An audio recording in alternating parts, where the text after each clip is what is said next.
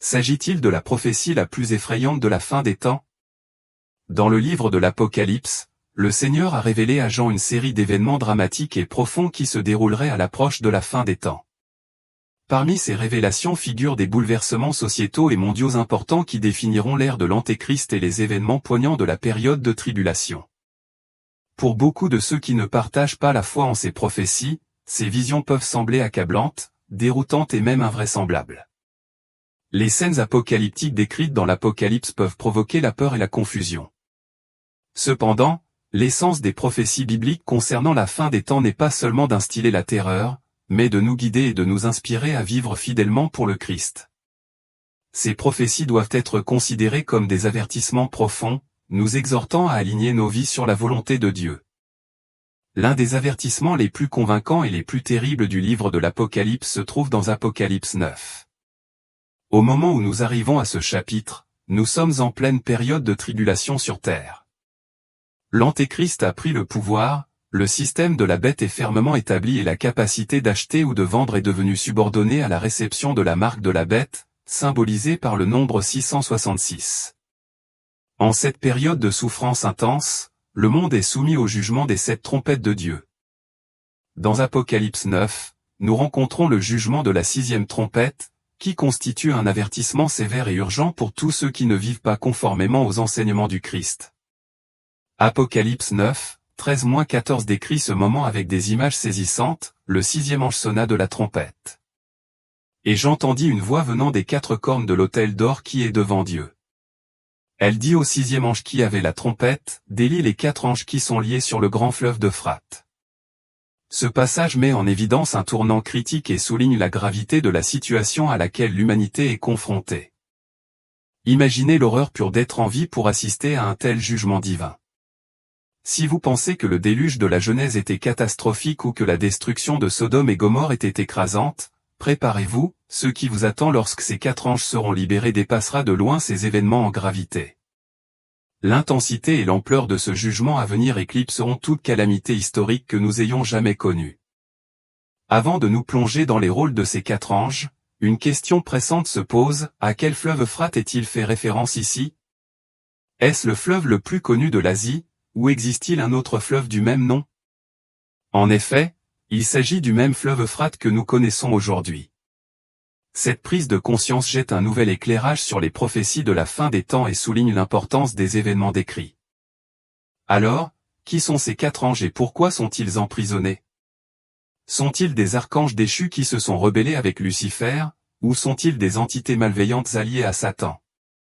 Quel est leur but à ce moment critique de l'histoire humaine? Lorsque nous pensons aux anges, nous imaginons souvent des êtres puissants et majestueux. Nous imaginons des personnages comme Michel, l'archange de la guerre, qui dirige l'armée céleste contre les forces obscures. Nous nous souvenons de l'histoire de l'Ancien Testament, où les prières de Daniel ont été retardées par le prince de Perse, une force spirituelle obscure.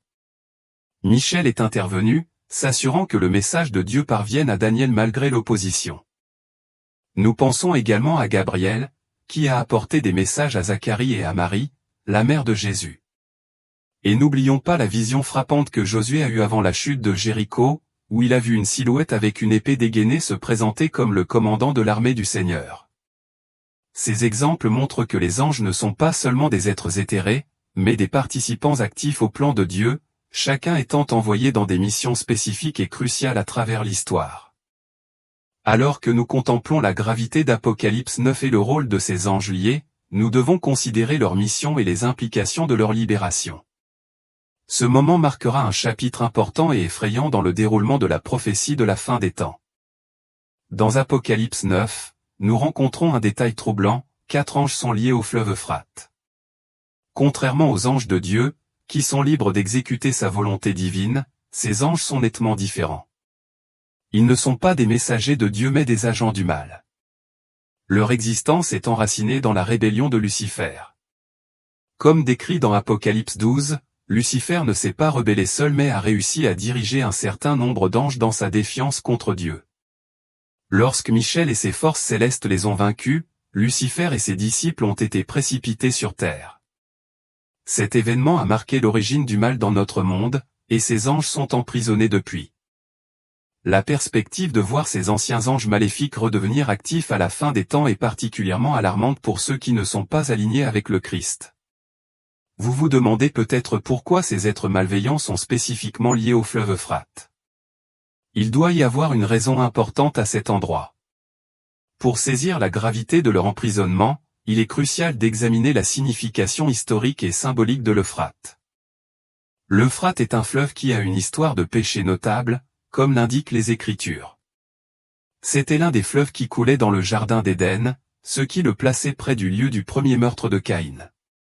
De plus, Nimrod a établi son royaume dans cette région, comme mentionné dans Genèse 10. Nimrod était connu pour avoir initié la construction de la tour de Babel, un projet que Dieu est intervenu pour arrêter en confondant leur langage et en dispersant les gens. Bien que les origines exactes et l'étendue des crimes commis par ces 4 anges restent inconnus, il est raisonnable de déduire leur malveillance et leur pouvoir exceptionnel. Leur confinement dans l'Euphrate indique un niveau de méchanceté supérieur à celui des démons ordinaires. Le livre d'Éphésiens nous dit au chapitre 6, verset 12, que notre lutte n'est pas contre la chair et le sang, mais contre les forces spirituelles du mal dans les royaumes célestes. Cela implique l'existence de diverses entités maléfiques, mais Dieu ne les a pas toutes liées. Le fait que ces anges soient emprisonnés suggère qu'ils possèdent une forme unique et intense de malveillance. Ils sont probablement bien plus redoutables que le démon moyen, étant donné la sévérité de leur punition et la menace qu'ils représentent. Dans Apocalypse 9, nous assistons à un événement déchirant, la libération de 4 anges liés du fleuve Euphrate, lâchés par Dieu dans le cadre de son jugement sur les méchants et les impénitents. Cette libération signifie un moment catastrophique pour ceux qui vivent pendant cette période. Il ne s'agit pas de 4 anges quelconques, chacun d'eux commande une vaste armée de forces maléfiques. Apocalypse 9h16 révèle que leur nombre sera 2 fois 10 000 x 10 000, soit 200 millions d'anges au total. Cette force redoutable représente une armée maléfique massive et terrifiante. Jean décrit ces anges avec des images vives et alarmantes. Leurs cuirasses sont rouge feu, bleu foncé et jaune comme le soufre. Les têtes de leurs chevaux ressemblent à celles des lions, et de leur bouche sortent du feu, de la fumée et du soufre. Leurs queues sont décrites comme serpentines, ce qui ajoute à la nature grotesque et effrayante de ces êtres. Quel est leur but une fois qu'ils sont libérés de leur chaîne? La mission de ces anges est sinistre et précise. Apocalypse 9h15 nous dit que, les 4 anges qui avaient été tenus prêts pour cette heure, ce jour, ce mois et cette année, furent déliés pour tuer le tiers des hommes. Cela indique que leur libération n'est pas aléatoire mais un événement méticuleusement planifié, prévu pour se produire à un moment précis ordonné par Dieu. Apocalypse 9, 17-18 nous donne un aperçu plus complet de leur objectif. Voici à quoi ressemblaient les chevaux et leurs cavaliers, leurs cuirasses étaient d'un rouge ardent, d'un bleu profond, et d'un jaune sulfureux. Les têtes des chevaux ressemblaient à des têtes de lions, de leur gueule sortait du feu, de la fumée et du soufre. Le tiers des hommes périt par 3 fléaux, le feu, la fumée et le soufre, qui sortaient de leur gueule. Ce passage précise que les effets dévastateurs de ces fléaux, le feu, la fumée et le soufre entraîneront la mort d'un tiers de l'humanité. Le but de ces anges n'est pas seulement de semer la terreur, mais d'exécuter un jugement divin d'une ampleur qui souligne la gravité de la fin des temps. L'ampleur de leur pouvoir destructeur et la nature spécifique de leur mission révèlent la gravité du jugement qui est sur le point de se dérouler. La Bible révèle une prophétie effrayante, 4 anges et leur vaste armée ont été préparés pour exécuter un jugement divin qui entraînera la mort d'un tiers de l'humanité. La population mondiale étant actuellement estimée à environ 8,1 milliards d'habitants, cela signifie qu'environ 2,7 milliards de personnes périraient. Imaginez l'ampleur d'une telle catastrophe.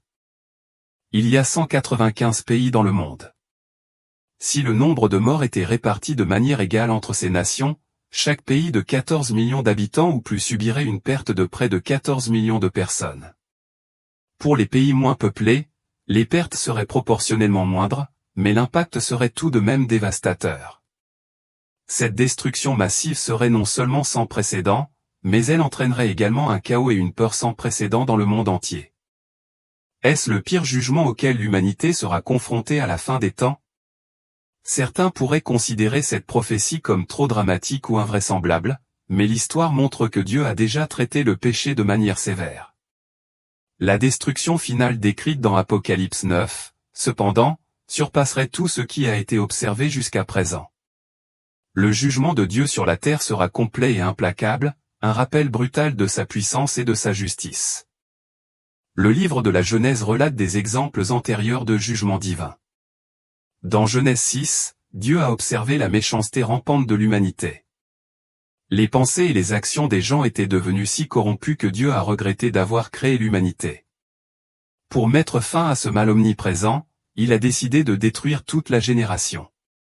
Pourtant, un homme Noé a trouvé grâce aux yeux de Dieu, lui épargnant ainsi que sa famille du déluge qui a anéanti le reste. De même, dans Genèse 18 et 19, l'histoire de Sodome et Gomorrhe illustre un autre exemple du jugement de Dieu. Les cris d'iniquité des villes atteignirent le ciel, et malgré les négociations d'Abraham, Dieu ne put même pas trouver 10 hommes justes parmi elles. Par conséquent, il fit pleuvoir le feu et le soufre sur ces villes, les réduisant en fumée et en cendres presque instantanément. Ces jugements historiques soulignent la sévérité du châtiment divin contre le péché généralisé. La prophétie des 4 anges dans Apocalypse 9 sert d'avertissement d'une calamité encore plus grande à venir, nous exhortant à tenir compte du message et à aligner nos vies sur la justice.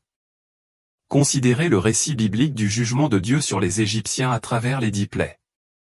La dernière plaie, la plus horrible, fut la mort de tous les fils premiers-nés en Égypte, un acte de jugement divin exécuté par un ange de la mort. Après cela, l'intervention de Dieu à la mer Rouge a entraîné la destruction complète des chars et de l'armée de Pharaon. Ces événements, bien que graves, servent de précédent historique au jugement divin contre le péché. Pourtant, la dévastation que les 4 anges liés à l'Euphrate vont causer sur la terre dépassera ces événements en ampleur et en gravité. Leur libération entraînera la destruction d'un tiers de l'humanité, une catastrophe d'une ampleur sans précédent. Ce qui est particulièrement troublant, c'est la réaction de ceux qui survivent à ces calamités. Selon Apocalypse 9, 20-21, malgré les immenses souffrances infligées par ces fléaux, les personnes restantes ne se repentent pas. Elles continuent d'adorer des démons et des idoles faites d'or, d'argent, de bronze, de pierre et de bois ou des idoles totalement impuissantes. Elles persistent dans leurs meurtres, leurs arts magiques, leur immoralité sexuelle et leur vol. Cette rébellion persistante face à un jugement aussi accablant est un reflet brutal de la nature humaine. Elle souligne une réalité troublante, les gens restent souvent têtus et impénitents même lorsqu'ils sont confrontés à de graves conséquences. Réfléchissez à ce message et examinez votre propre vie. Y a-t-il des domaines dans lesquels vous vivez dans le péché? C'est un moment critique pour l'introspection et la repentance. Faites les changements nécessaires et alignez-vous sur la justice pour éviter la destruction à venir. En regardant vers l'avenir, il y a plusieurs tendances inquiétantes dont il faut être conscient. Tout d'abord, observez une augmentation potentielle de l'abandon de l'Église. Il ne s'agit pas seulement de chrétiens quittant la foi, mais également d'une évolution vers le compromis et la tolérance de ce qui est interdit dans la Bible.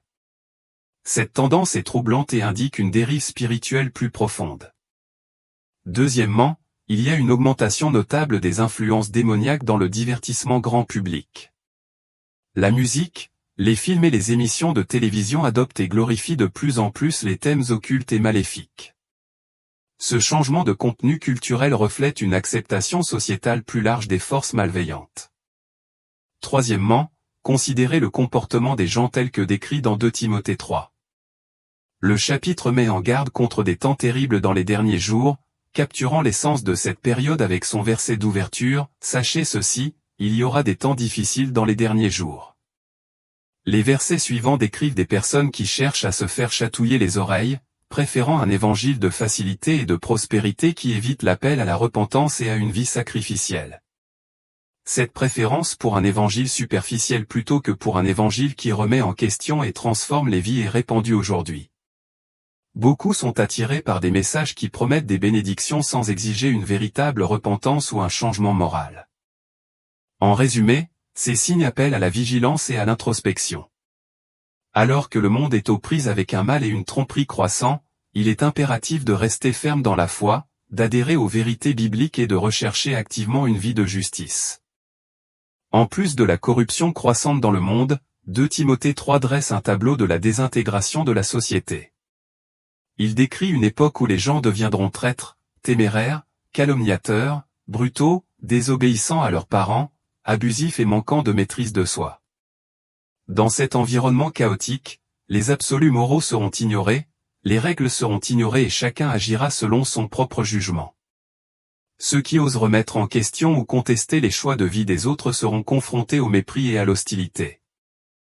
Le verset 5 de ce chapitre met en garde contre un type particulier de tromperie, les personnes qui afficheront une forme de piété mais renieront sa véritable puissance.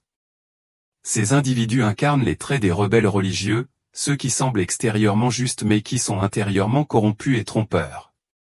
Ils peuvent poser les bonnes questions et citer les Écritures, mais leur cœur est loin de Dieu et de sa vérité. Il faut éviter ces personnes, car leur fausse apparence de piété masque une réalité plus profonde de vide spirituel. Pour les chrétiens qui traversent ces temps turbulents, les conseils de 2 Timothée 3, 16-17 sont essentiels. Toute écriture est inspirée de Dieu et utile pour enseigner, pour convaincre, pour corriger, pour instruire dans la justice, afin que le serviteur de Dieu soit accompli et propre à toute bonne œuvre. La Bible, inspirée par Dieu, fournit la sagesse et les conseils nécessaires pour vivre une vie juste. Elle a le pouvoir de sauver, de pardonner, de justifier, de sanctifier et de transformer, nous conduisant finalement à la vie éternelle au paradis. Le docteur Tony Evans offre une illustration convaincante pour nous aider à maintenir une perspective éternelle. Il compare notre parcours chrétien à l'expérience d'un joueur de la NFL qui examine une vidéo de match. Le lundi, les joueurs de la NFL font face au « jour du jugement », où ils examinent les images du match de la veille avec leurs entraîneurs de poste. Cette évaluation met en évidence leurs performances, montrant à la fois leurs points forts et leurs domaines d'amélioration. La perspective de cette évaluation peut être décourageante si la performance du joueur est insuffisante. De même, un jour viendra où chacun de nous se tiendra devant le Seigneur et examinera la bande de sa vie chrétienne, depuis le moment où il a accepté le Christ jusqu'à sa transition vers la gloire, que ce soit par la mort ou l'enlèvement. Cette révision ne vise pas à déterminer notre salut, puisque le salut est assuré par la foi en Christ, mais à évaluer notre conduite chrétienne et la façon dont nous vivons notre foi. Cet examen déterminera les récompenses ou les pertes en fonction de nos actions et de notre service en tant que chrétiens. Il souligne l'importance de vivre une vie qui honore Dieu et reflète ses enseignements, en veillant à ce que notre bande soit celle d'un service fidèle et efficace. L'apôtre Paul, ainsi que d'autres auteurs du Nouveau Testament, ont souvent souligné l'importance de comprendre et de se préparer aux derniers jours. Ces écrits avaient pour but de guider les chrétiens non seulement à reconnaître ces temps, mais aussi à aligner leur vie sur la réalité de ce jour à venir. La Bible fournit une description claire de ce qui se déroulera dans les derniers jours, mais il nous appartient soit de faire confiance à la parole de Dieu, soit d'accepter les interprétations et le raisonnement humain. De nombreux passages des Écritures nous offrent des éclaircissements et des avertissements sur les événements qui nous conduiront à la fin des temps. Considérez les passages suivants. 2 Timothée 3:1 déclare, « Sache que, dans les derniers jours, il y aura des temps difficiles. » D'autres traductions les décrivent comme des jours dangereux, stressants et difficiles à supporter. Ce verset indique que les derniers jours seront marqués par des défis et des souffrances intenses. Un passage particulièrement frappant est 1 Timothée 4:1, qui nous avertit, « Or, l'Esprit dit expressément que, dans les derniers temps, quelques-uns abandonneront la foi, pour s'attacher à des esprits séducteurs et à des enseignements de démons. » Ce verset révèle que dans les derniers jours, les individus qui professent autrefois la foi l'abandonneront. Ils seront égarés par des esprits trompeurs et séducteurs et par des doctrines démoniaques. En réfléchissant à ces passages des Écritures, il devient évident que les derniers jours seront caractérisés par 2 phénomènes importants, des difficultés croissantes et une grande apostasie. 2 Pierre 3, 3-4 développe ce point en disant, « Sachez avant tout que, dans les derniers jours, il viendra des moqueurs avec moquerie, au gré de leur propre convoitise. Ils diront, où est la promesse de son avènement ? Car depuis que les pères sont morts, tout demeure comme dès le commencement de la création. » Ce passage prédit qu'à la fin des temps, les moqueurs remettront en question la validité du retour du Christ. Ils rejetteront les promesses de Dieu et continueront à s'adonner à leurs désirs pécheurs. Alors que ces prophéties se déroulent, nous assistons à l'accomplissement de ces avertissements. Le monde traverse en effet de graves épreuves, des conditions météorologiques extrêmes, des catastrophes naturelles, des tremblements de terre, des inondations et des famines deviennent de plus en plus fréquents. Ce ne sont pas de simples coïncidences, mais elles correspondent aux prédictions bibliques des derniers jours. À la lumière de ces vérités, que devrions-nous faire, en tant que disciples du Christ? Nous devons demeurer fermes dans notre foi, ancrés dans la parole de Dieu.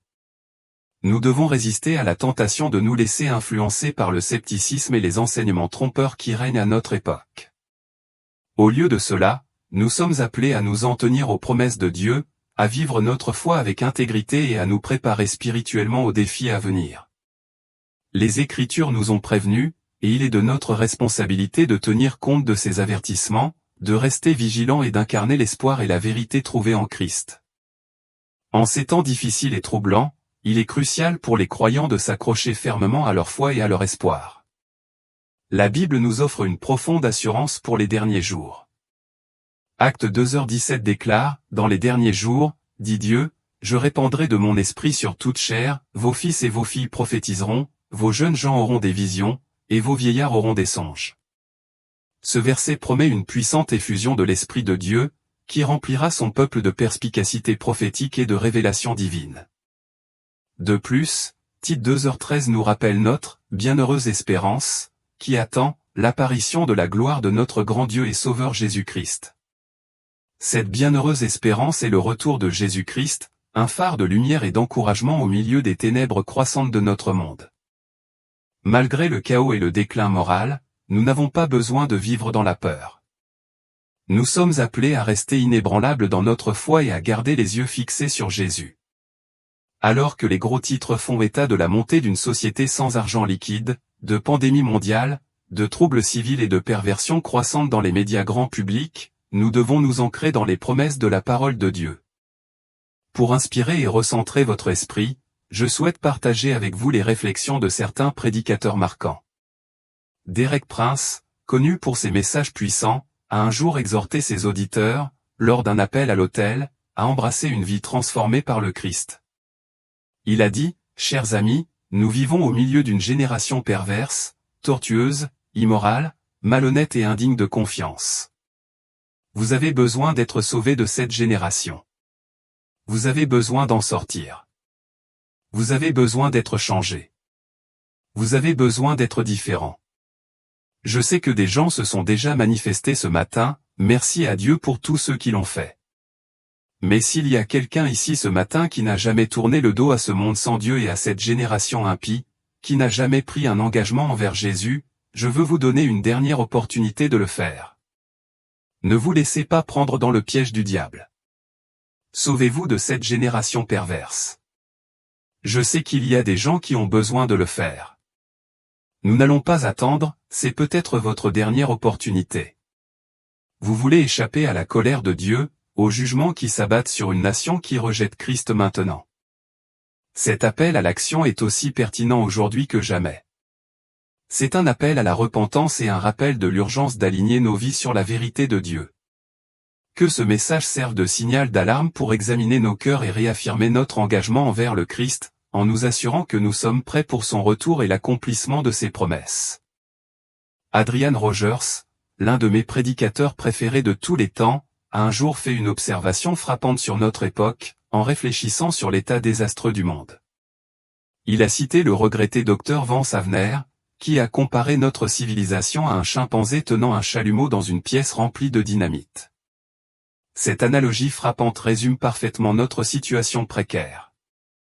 Les mots de Havner nous rappellent que si notre compréhension scientifique a atteint un niveau avancé, moralement et éthiquement, nous semblons fonctionner à un stade beaucoup plus rudimentaire.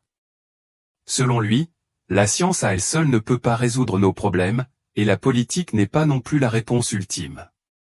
Aucun politicien, aussi compétent soit-il, ne peut nous sauver de la tourmente à laquelle nous sommes confrontés. La dure réalité est que nous pouvons gagner des guerres mais perdre la paix qui s'ensuit.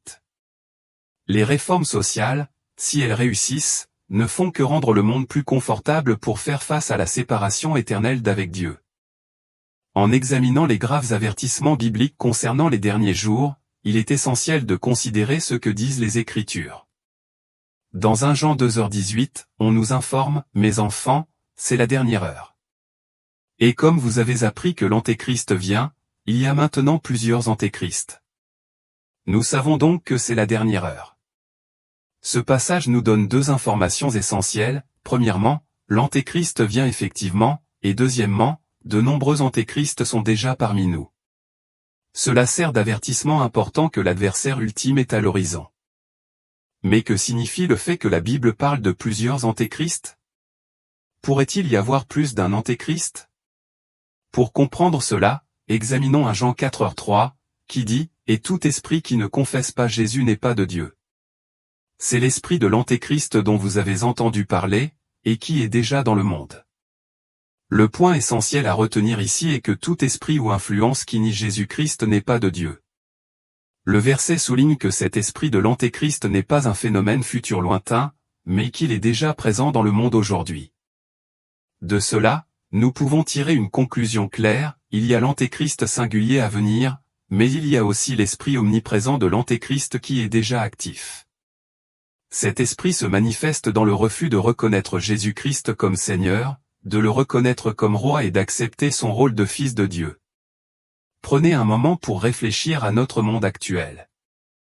N'est-il pas évident que l'esprit de l'Antéchrist est à l'œuvre?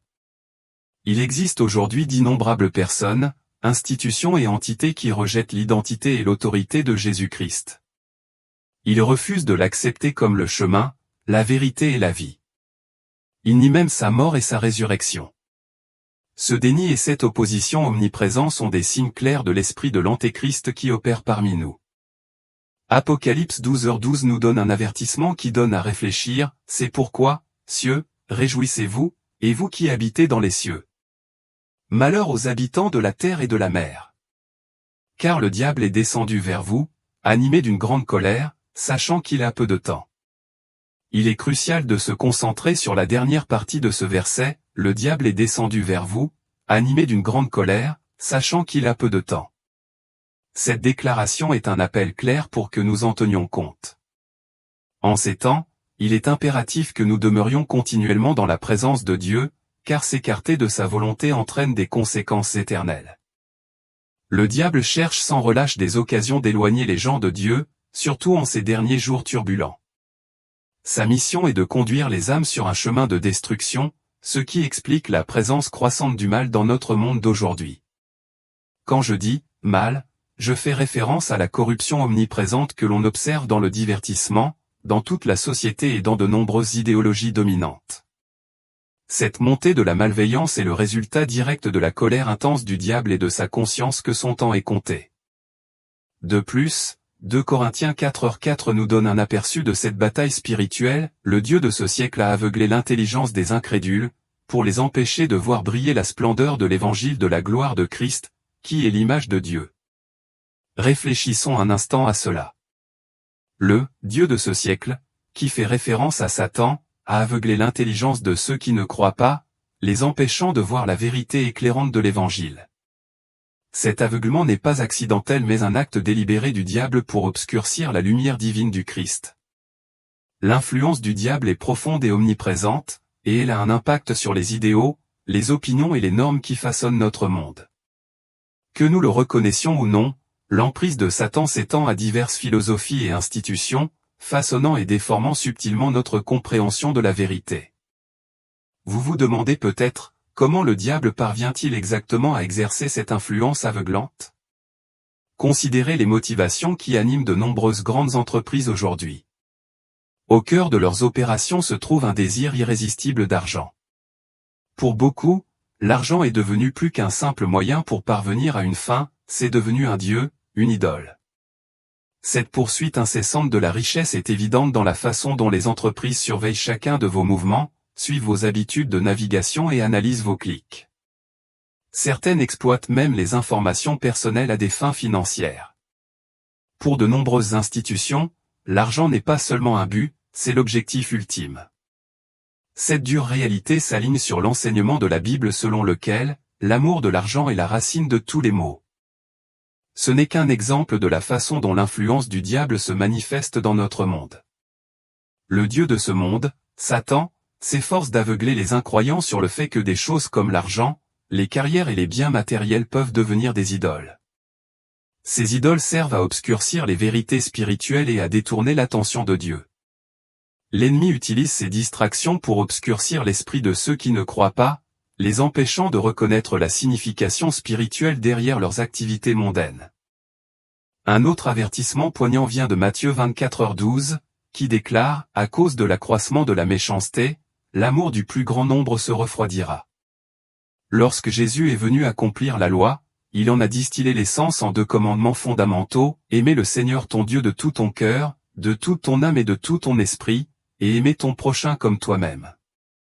L'absence d'amour véritable, comme le prédisent ces versets, serait un indicateur clair de la fin des temps. Aujourd'hui, nous assistons à une tendance troublante où les vies humaines sont souvent sous-estimées, et la compassion et la bonté semblent rares. Le commandement d'aimer les autres comme nous nous aimons nous-mêmes met en évidence un point critique, le fait de ne pas montrer d'amour aux autres reflète souvent un manque d'amour de soi, qui est profondément enraciné dans une appréciation insuffisante de l'amour de Dieu pour nous. Il est impossible de s'aimer soi-même sans d'abord accepter et comprendre l'amour profond que Dieu a pour nous. Éphésiens 5, 15-16 nous donne cette instruction, prenez donc garde à votre conduite, ne vous comportez pas comme des insensés, mais comme des sages, rachetez le temps qui passe, car les jours sont mauvais. Cette directive a une signification profonde. Que signifie « les jours sont mauvais » ? Pour comprendre cela, il suffit d'observer l'état actuel de notre monde. Le diable attaque activement le cœur de nos vies et de notre avenir par des moyens insidieux. Il nous vole notre temps, préoccupe nos pensées, obscurcit nos yeux sur la vérité et rend nos oreilles sourdes au message de Dieu. En réalité, beaucoup de gens sont trop absorbés par la poursuite des richesses matérielles, des ambitions et des exigences de la vie quotidienne pour consacrer du temps à Dieu. La course à l'argent, aux biens matériels et au statut social est devenue si accablante qu'il reste peu de place pour une étude régulière de la Bible ou la prière. La stratégie du diable est subtile mais efficace, il désensibilise la population générale à la présence du mal, nous rendant insensibles aux dangers spirituels qui nous entourent. Considérez l'expression « la vie est un voyage ». Cette métaphore est vraie dans les contextes laïques et chrétiens. Notre vie chrétienne, en particulier, est un voyage dont divers facteurs influencent notre chemin et notre destination. Comme le dit Paul dans 2 Timothée 4h7, « J'ai combattu le bon combat, j'ai achevé la course, j'ai gardé la foi ». Ce verset suggère que la vie chrétienne s'apparente à une course ou à un voyage, où la persévérance et la fidélité sont cruciales. Alors, comment pouvez-vous être sûr d'être sur le bon chemin dans votre marche avec Christ ? Ce n'est pas une question à réponse simple. Jésus nous avertit dans Matthieu 7, 22-23, « Plusieurs me diront en ce jour-là, Seigneur, Seigneur, n'avons-nous pas prophétisé par ton nom ? N'avons-nous pas chassé des démons par ton nom ? N'avons-nous pas fait beaucoup de miracles par ton nom ? Alors je leur dirai ouvertement, je ne vous ai jamais connus, éloignez-vous de moi, vous qui commettez le mal. » Ce passage indique que de nombreuses personnes peuvent croire qu'elles sont sur le bon chemin, mais qu'elles peuvent se tromper gravement. Elles peuvent penser qu'elles suivent la bonne route, pour finalement découvrir qu'elles sont loin de la vérité. Alors, comment pouvez-vous vous assurer que vous allez vraiment dans la bonne direction dans votre relation avec Jésus-Christ ? C'est une question qui exige une profonde réflexion sur soi-même et un discernement spirituel. Cela exige plus que des apparences extérieures ou des activités religieuses, cela implique une relation authentique et personnelle avec le Christ et une vie qui reflète vraiment ses enseignements et son amour. La réalité troublante est que de nombreuses personnes ne voient pas les signes indiquant qu'elles s'écartent du bon chemin. Il est essentiel de comprendre ces signes pour rester en phase avec la volonté de Dieu. Un signe clair que vous êtes peut-être sur la mauvaise voie se trouve dans Romains 1h24, c'est pourquoi Dieu les a livrés à l'impureté selon les convoitises de leur cœur, en sorte qu'ils déshonoraient eux-mêmes leur propre corps. À cette époque, la société était dominée par un état d'esprit hédoniste, les gens vivaient uniquement pour satisfaire leurs désirs, manifestant un manque total de maîtrise de soi et embrassant la corruption. La Bible nous dit que Dieu leur a permis de suivre leur penchant pécheur sans retenue. Si vous vous retrouvez à pécher librement sans aucun sentiment de conviction, de lutte, de remords ou de culpabilité, cela pourrait être une indication que vous êtes sur une trajectoire dangereuse. Lorsque la main restrictive de Dieu est levée, le chemin devient celui des désirs pécheurs incontrôlés et de la damnation éternelle potentielle. C'est un sérieux avertissement, s'égarer sur cette voie peut entraîner des conséquences irréversibles. Proverbe 8h20 nous offre un autre conseil crucial, je marche dans la voie de la justice, dans les sentiers de la justice. Si votre chemin s'écarte du chemin de la justice et s'écarte de la parole de Dieu, vous empruntez une route périlleuse. Toute voie qui contredit les enseignements de Jésus-Christ est une voie qui s'éloigne de la vérité. Il est donc essentiel de veiller à ce que votre chemin soit en accord avec la parole de Dieu et reste dans le cadre de sa volonté. Galates 5, 22-23 décrit les fruits d'un chemin juste, mais le fruit de l'esprit, c'est l'amour, la joie, la paix, la patience, la bonté, la bénignité, la fidélité, la douceur, la maîtrise de soi, la loi n'est pas contre ces choses. Si le chemin que vous empruntez ne produit pas ces fruits, il ne vaut pas la peine d'être poursuivi. La Bible souligne que si la voie de l'homme mène au désespoir et à la destruction, la voie de Dieu offre la vie éternelle et des bénédictions infinies. Suivre le chemin de Dieu vous guidera vers une destination où le Seigneur essuiera chaque larme, où la mort et la souffrance cesseront et où vous connaîtrez une joie éternelle. En revanche, le chemin choisi par l'homme mène à la ruine, tandis que la voie de Dieu mène à la vie éternelle et au trésor céleste. Soyez vigilants et réfléchissez à la direction dans laquelle vous vous dirigez. Votre voyage spirituel est de la plus haute importance, et vous assurer que vous êtes sur le bon chemin aura un impact profond sur votre destinée éternelle.